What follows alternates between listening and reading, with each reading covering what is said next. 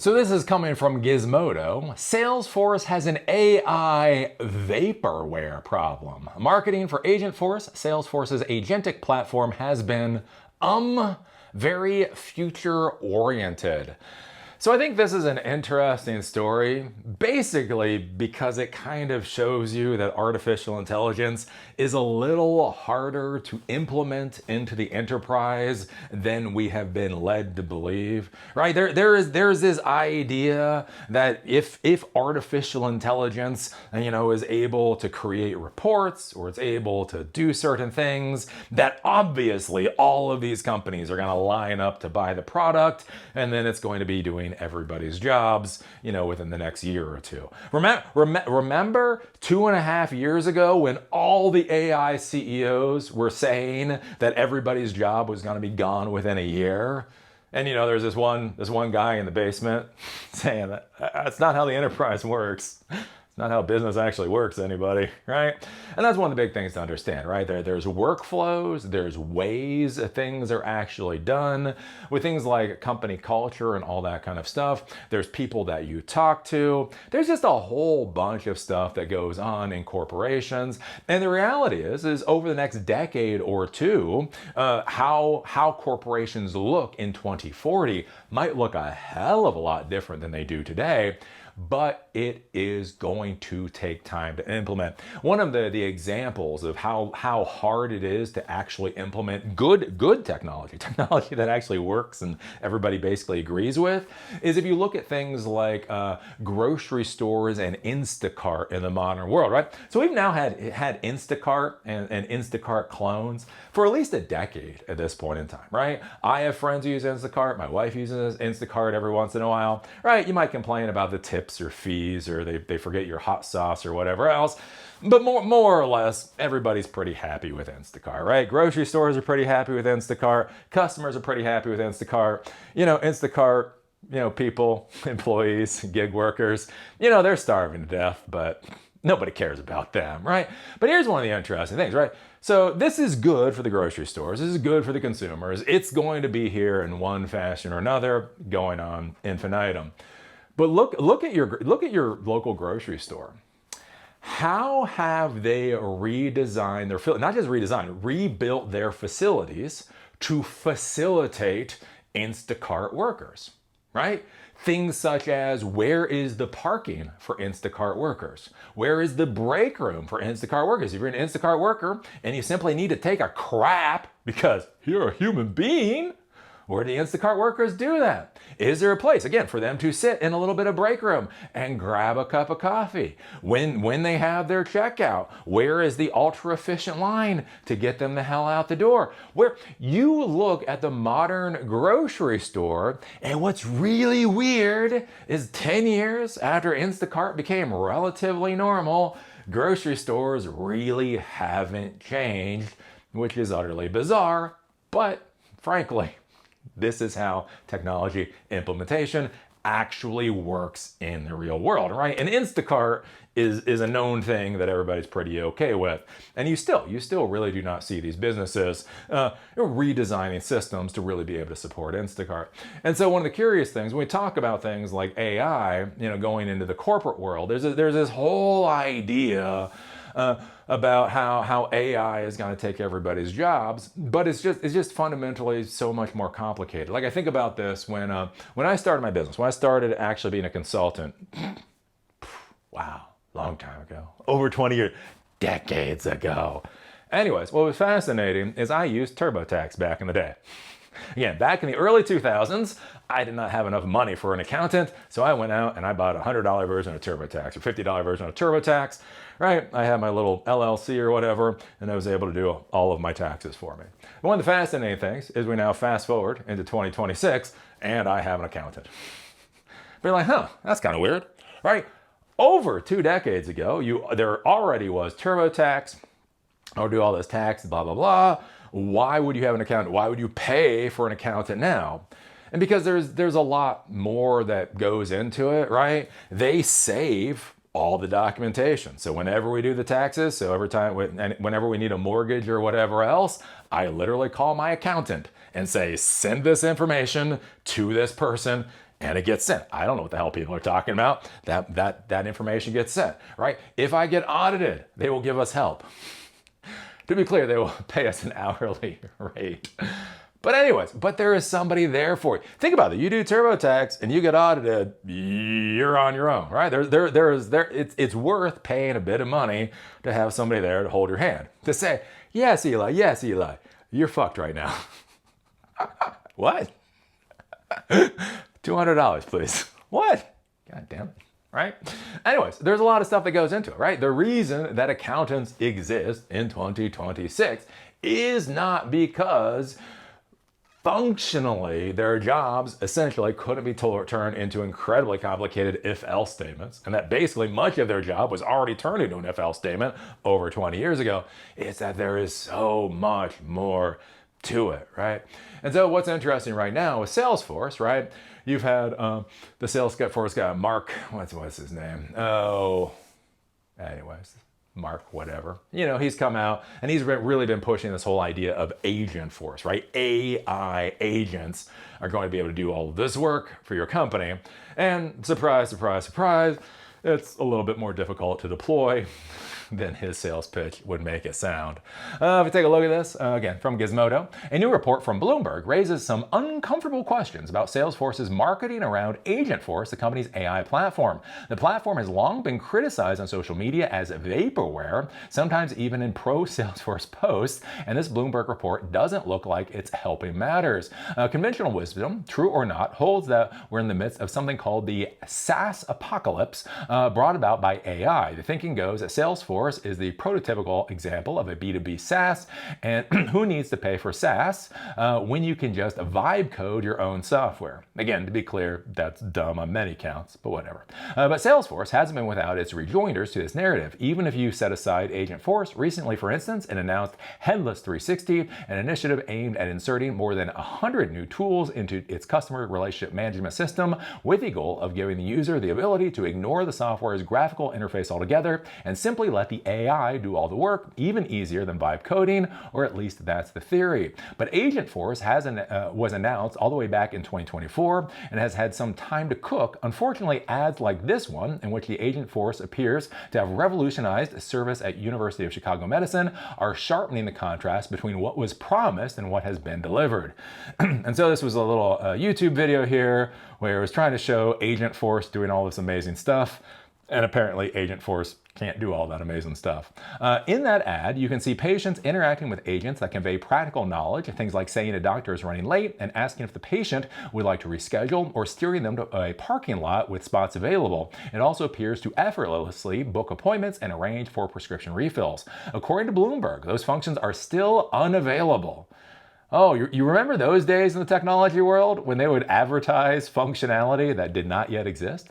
Quote, patients who call the hospital system today are greeted with keypad selection menus and are routed to human schedulers, Bloomberg says. The chatbot in the ad is, quote, still being tested and not visible to most web visitors. Anonymous sources apparently told Bloomberg the delay of the features is, quote, due to product glitches and difficulty getting sign-offs from internal compliance departments.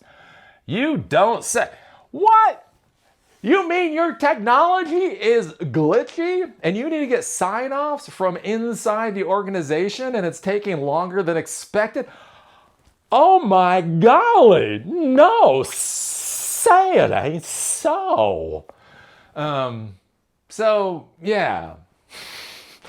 Again, the AI fraud continues. I think one of the big problems that I have with this whole AI thing is the problem that normies feel like they understand what's going on.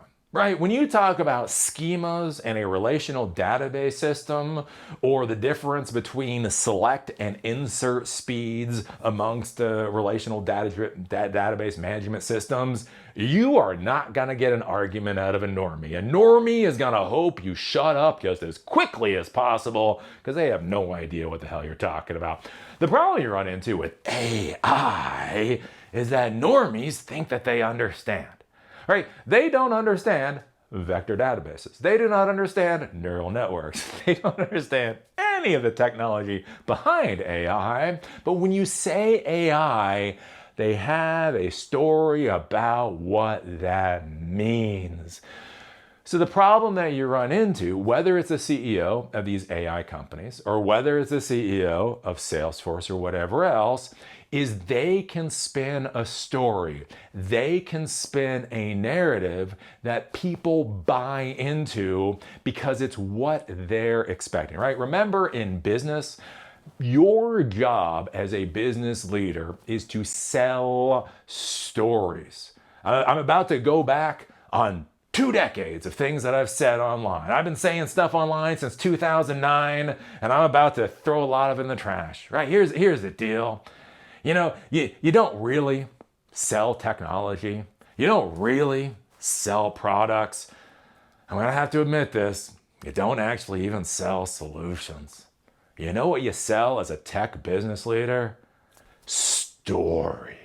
You sell stories about what your technology is going to do. And the problem is that when you have real technology, again, when you have vector databases, when you have RAG, retrieval augmented generation, when you have neural networks and that type of thing, customers have no idea what the hell you're talking about. So what really sucks is you have to explain it to them. You have to sit them down, explain to them what problems they're dealing with, explain to them how your technology solves those particular problems, and many times explain the processes involved with your technology solving the problem. Oh my God, it's hard. Right? Why is this database system gonna be better than this database system? Oh, just bang a nail in my head rather than talk to a CEO. That sucks. But here's the nice thing about AI. You know what's great about AI? The normie already knows. You don't have to explain anything to the normie. The normie already understands AI. So when you say, yes, you buy our AI product and you'll be able to eliminate half your workforce, they're not going to ask the processes involved in eliminating half their their workforce. They're not going to ask what the resources are, right? The resource consumption of eliminating half their workforce is. They're not going to delve into concepts like token efficiency. They're going to be like, of course AI is going to eliminate half my workforce. It's AI. And so a big disaster that is coming down the pike. And whether it's the CEO of Salesforce, whether it's any of these other companies, right? We are going to start to see more and more of these people sell the story of AI. And it's going to turn into a disaster for organizations and corporations. One of the biggest problems that I had when I was actually dealing with CEOs, when I was actually dealing with executives, was talking their fucking asses down. You don't know how much that sucks. You don't know how much it sucks to have an executive and they are about to sign a check. Full fucking freight. They like what you had to say. They agree with the price. They're about to hand you the cat. And then, you know, because you're actually honest, you're actually a decent human being. You're like, yeah, I just want to verify that you understand what you're buying. I just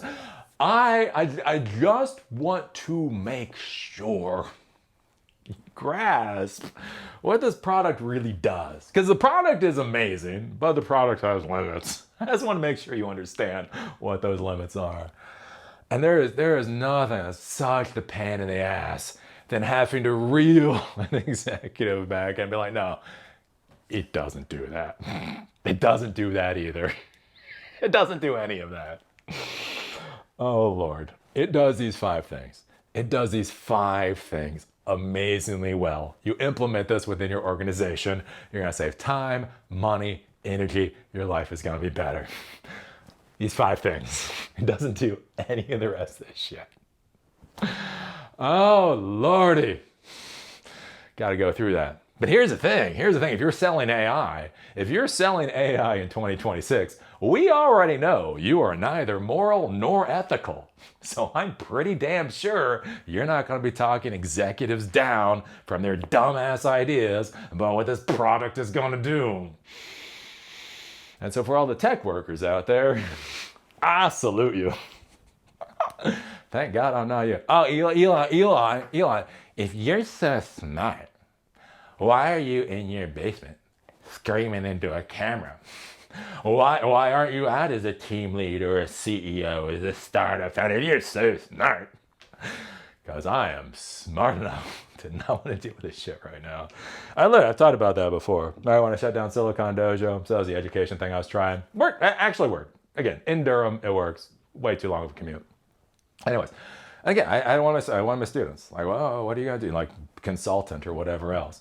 And I told her, I looked her straight in the eyes. And I said, look, this era of tech is so stupid. It is so stupid. It is not that I am against creating a consulting company. It is not that I'm against a startup or whatever else. I don't want to do it in this era of tech. This era of tech is the worst. It is the worst era of tech. So anyways, I will be in my basement screaming about the worst era of tech. So what do you think about this with Salesforce? And think about this too with Salesforce. Like, Salesforce is a big company, right? If you're dealing with a large organization, you're probably dealing with Salesforce. What do you think about the whole idea of the CEO of Salesforce selling stories about artificial intelligence that might not have much to do with reality? Again, what do you think about this? With, Agentforce has got to do this and this and this and this and this. You know, once you get past the glitches, and once you get past, again, the buy-in, the sign-offs. This is one of the weird things I find. Like, they don't talk about the AI world. Like, all these products have to get signed off on. HR has to sign off. Legal has to sign off. Executives have to sign off. There's just a lot that goes into there. Just bureaucracy. Anyways, what are your thoughts? Put them down below. Thank God I'm not you. Eli, are you watching this in a server room right now? My condolences. My condolences. Anyways, if you like these episodes, they are on Spotify and on Apple Podcasts. The link is in the doobly-doo. And if, you want to follow me on LinkedIn, there's a link down there too. With that, dear technology professionals, I salute you.